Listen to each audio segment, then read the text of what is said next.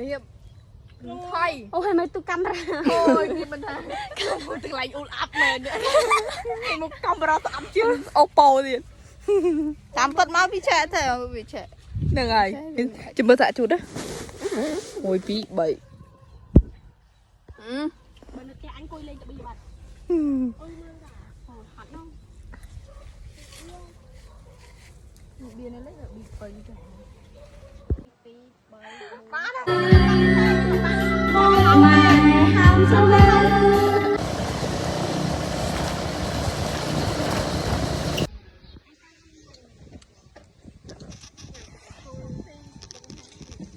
ត្រដៃត្រមាត់ជាមួយលុយថៃ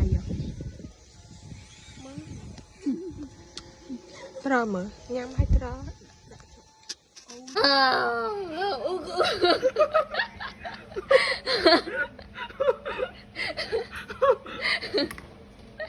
ចូលកសាងនៅខាងមុខ ទៅអត់អាចទៅលេងទៅស្អីពងវ័យពងពេញ